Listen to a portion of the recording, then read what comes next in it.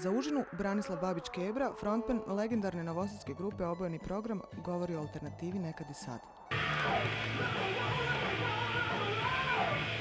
S obzirom da smo nastali u nekom punk periodu, da je to bilo prilično mekano ime za taj punk, mislim, to je bilo naš pogled na nešto, na neki tadašnji program u kojem smo se mi našli, sistemski program, naravno.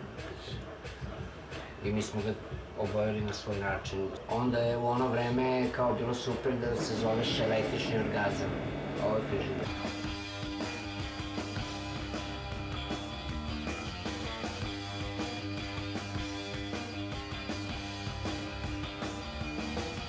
Mislim, tih godina kad smo mi počinjali, mislim, to su otprilike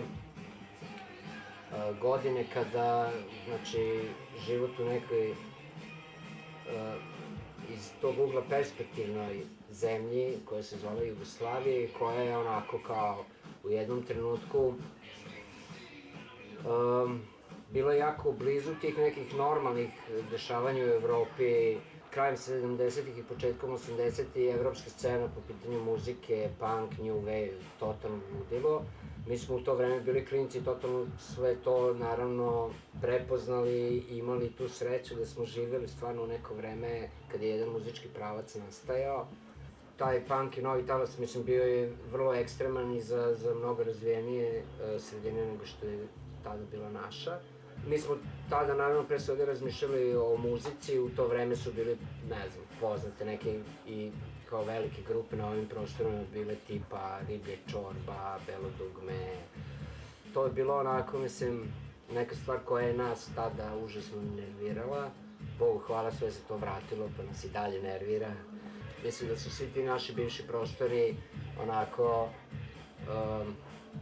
užasno sve ove godine nazadovali, pa im sada i dalje te veličine predstavljaju veličine. Tada je nama to bilo sve bez veze i mi smo zato krenuli taj neki punk i sve to. Sad je jako teško porediti, naravno, iz ovog ugla ono i ovo vreme, mislim, znaš, desili su se ti ratovi nesretni i 90% gradskih ekipa više nije u gradovima, otišli su. 70% mojih prijatelja više ne živi u ovom gradu, nego živi u nekom, ne znam, Amsterdamu, Londonu, Beču, Berlinu. Mislim, ta neka ekipa koja je u stvari trebala da formira neku novu alternativu i da s njom u pozitivnom smislu manipuliše, više nije ovde, više nije alternativno vezano žanrovski za, ne znam, muziku ili ne znam šta, nego da mislim uopšte da sad samo postoji neki alternativni život i alternativni način razmišljanja, a to je ne biti deo tog globalnog ludila.